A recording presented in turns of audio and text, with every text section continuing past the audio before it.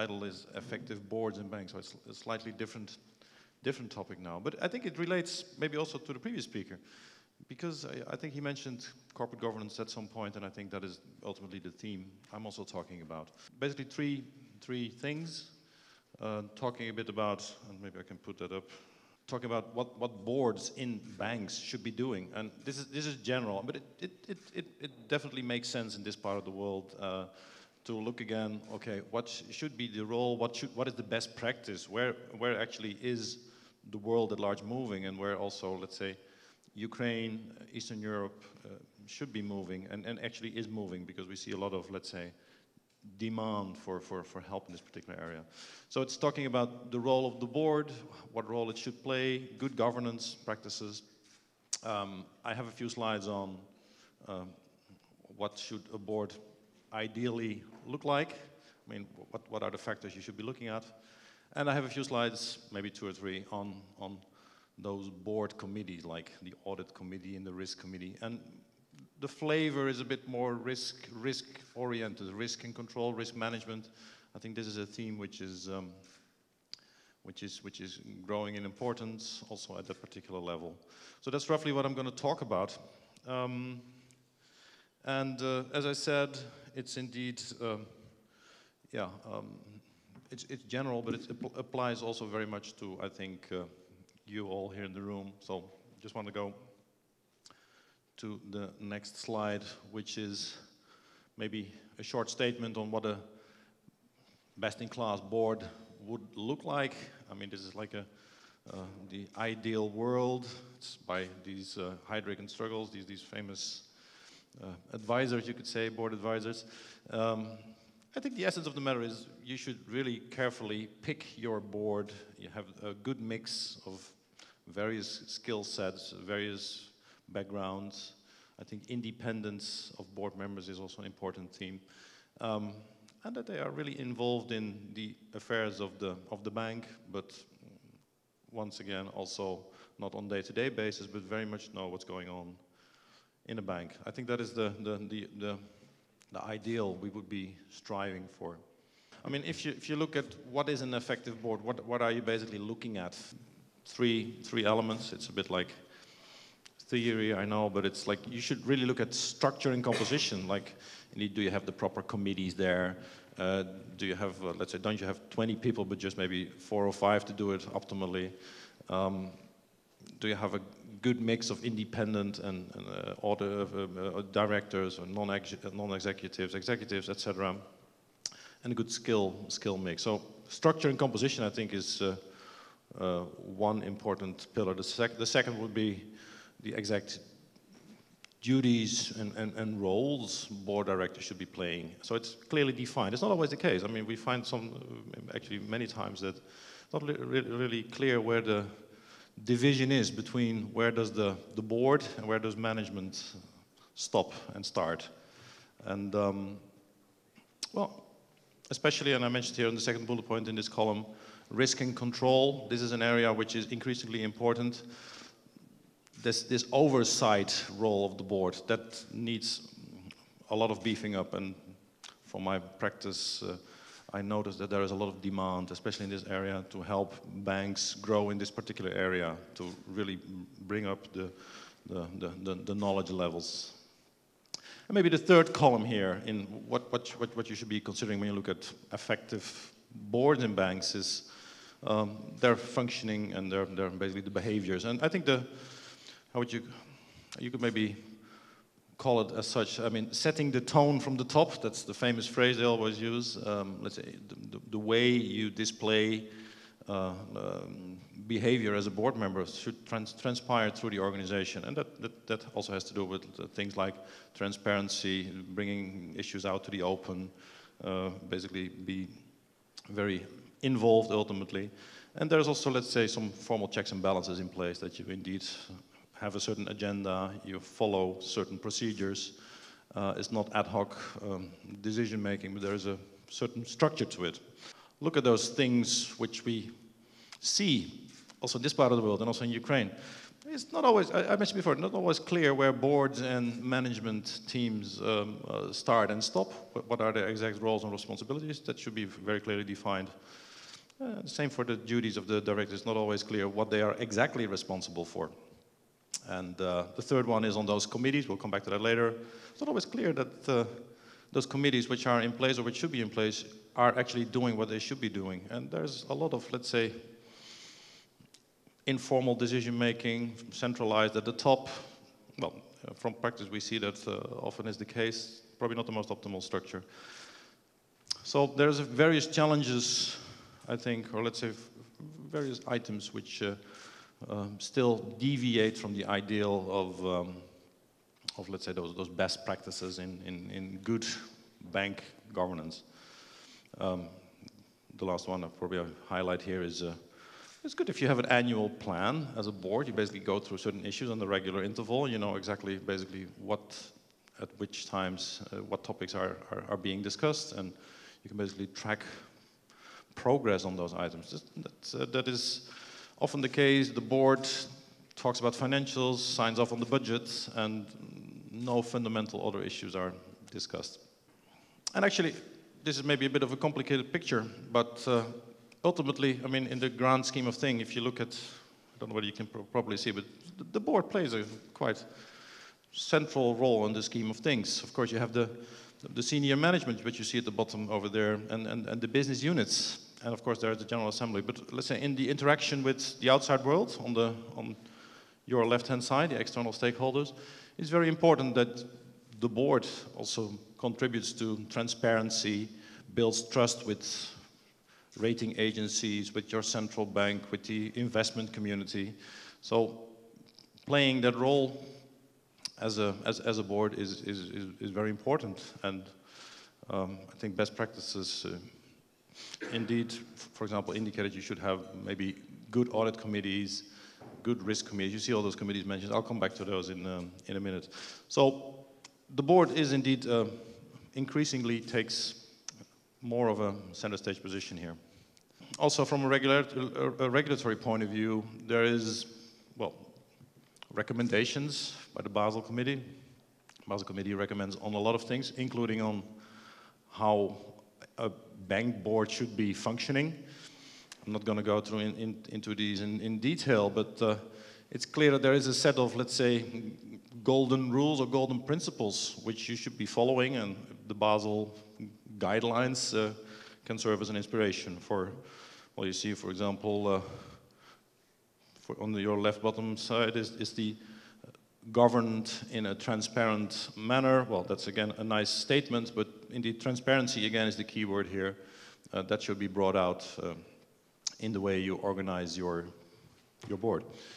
Again, clear line between board and management. I think the key is, I mean, I will not go into these examples, but the key thing is striking the right balance between the board not interfering too much in the day-to-day activities. I mean, let the management execute strategy and plans as much as they can, but as board you should not, let's say, get too much involved into that, but still keep a close watch, feel the pulse, have a regular interchange, and I mean, nose in, hands out, as they say in English. But so sniff what's going on, but don't put your hand in all the time and start actively involving as a board. I think that is a key thing to keep in mind. Talking briefly about risk governance. I mean, if you talk about the key area of risk management in bank and what roles do boards play, increasingly there is, let's say, an emphasis on good risk governance, as they call it. And with the board here at the at the top of the pyramid, it's clear that they have the oversight function. And there's other familiar elements you'll see here. You have the risk management people in purple, and you have the business units at the bottom having the ownership of the risk. Basically, that's where the risk emanates, and risk management controls. You have the audit and risk committees basically signing off on the excesses, and then there's the board keeping an oversight.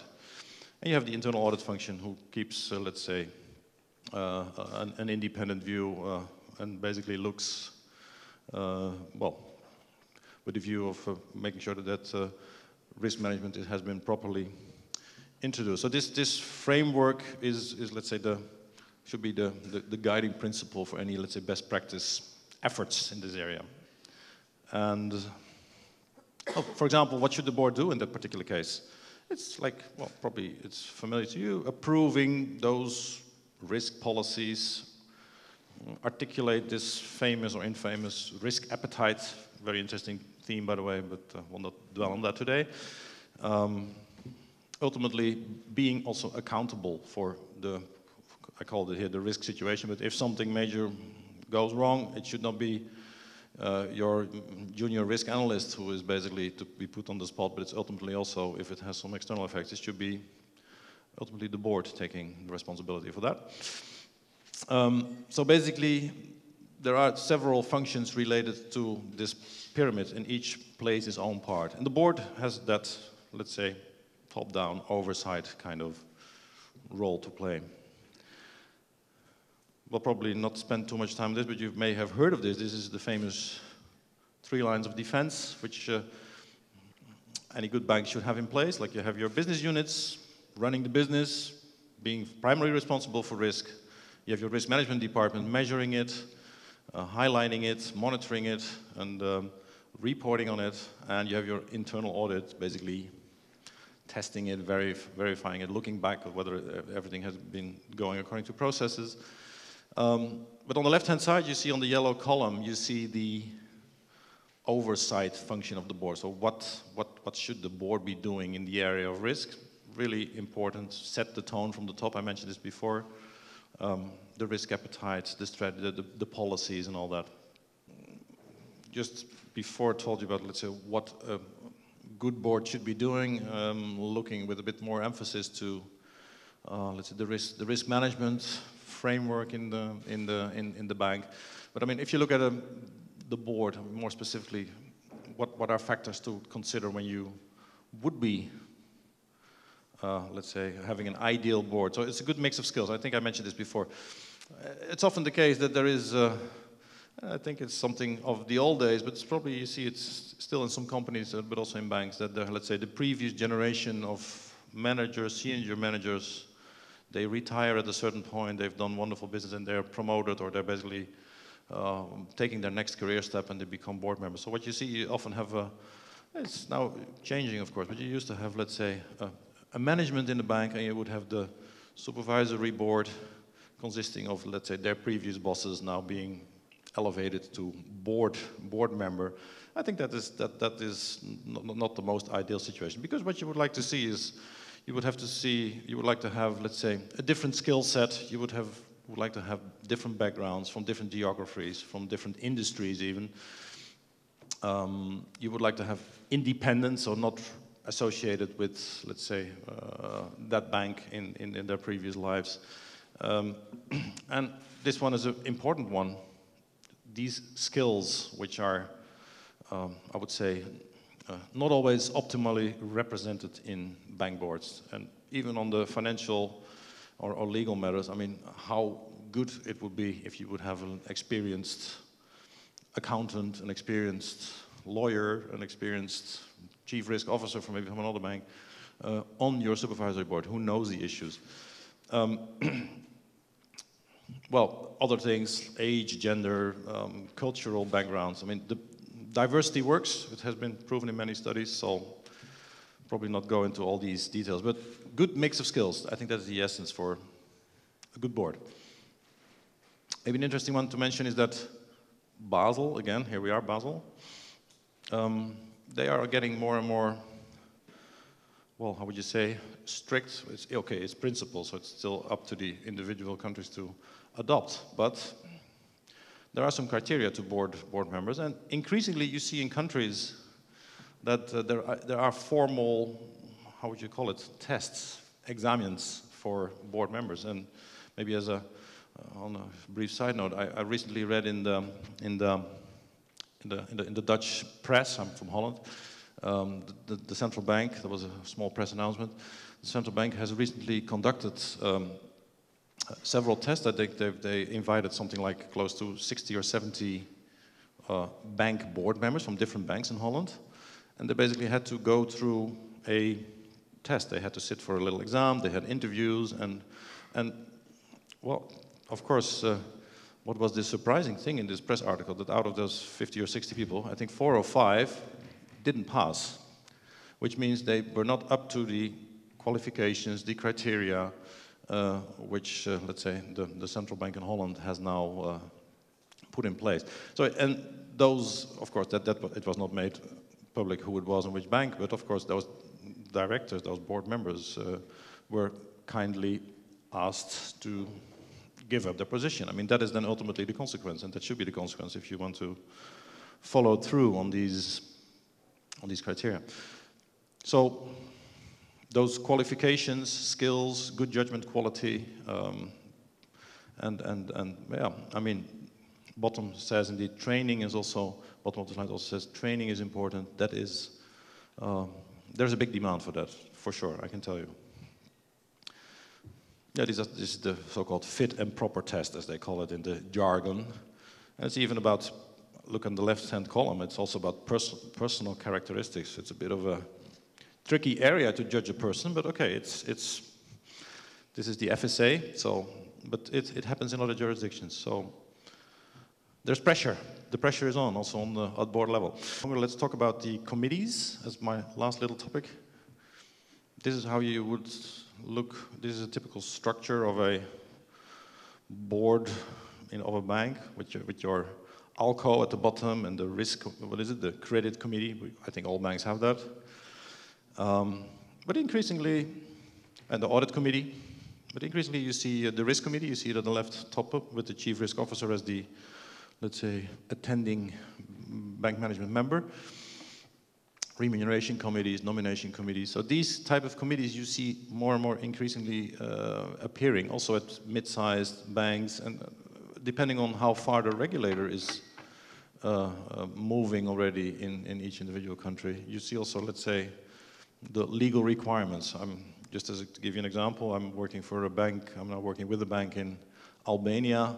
The central bank has recently announced by the end of 2013, all banks in Albania should have a board-level risk committee. Please, dear banks, build one, formulate a charter, find members, get them approved by the central bank, and get going. I mean, basically, there is also the regulatory pressure, for example, on the risk committee.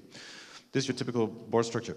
And as I mentioned, audit committee, nomination, remuneration, that's what you see. But in banks, you can think of several committees. You see a whole list. You can go on forever. But actually, to come back to the more, let's say, the flavor of risk management, which I mentioned to you before in my presentation. If you look at the risk-related committees, the green ones at the top is what you see a lot in banks. You have an audit committee, you have this risk committee, and you have a compliance committee as separate committees. There are banks who can look at number 2, have them all into one, and you have different combinations, variations of the 3. The one in red is highlighted. Well, maybe it's a bit of a personal note here, but maybe you should not have audit and risk into one committee, although there are banks who are doing it. So this is basically the possibilities banks would have. And if you look at the statistics, I think they're here. If you look at the statistics of what banks, I mean, this is slightly outdated, but more recent research shows essentially the same picture. What do most banks have? And I hope you can see this, but audit committee, I think everybody has because it's a legal requirement in virtually all countries. But increasingly, you see the emergence of number 4 here, the risk committee, also the strategy committee, even the corporate responsibility kind of committees. These committees are on the rise, and it's definitely contributing to better governance and hopefully also to better transparency and better functioning of banks. So that would basically be the only slide with numbers I have to show to you. So it's like fairly interesting to see that Audit committee, yes, that's clear. But there's more and more board committees emerging. And this trend is not only true in Europe, or in, let's say, in large European banks, but also in this part of the world. As I said before, in my day-to-day work, I see more and more questions from banks. Please help us establish these committees. Please help us increase, let's say, these director qualifications. It's a dynamic field. Maybe as a last slide, the question is always do we need all this? I mean, we're a small bank. We don't need all this. Do I need to have all those 16 committees? No, of course not. I mean, it's really very much situational. It's a bit more, few practical questions here. But of course, I mean, if you have a relatively small-sized operation with a few branches and you have a relatively, let's say, single product kind of operation, then it's probably not needed to have a large number of committees, and if your bank is relatively small. But if you have a big retail business, if you have a big corporate business, your treasury is an important profit center, you are branched out throughout the country, you have probably maybe even have foreign subsidiaries, you may have insurance activities in your group, you may have other activities, then I guess the complexity of your business would require that you would have indeed more of those committees. And again, I guess there's no simple answers on the question of when do I need to form a risk committee.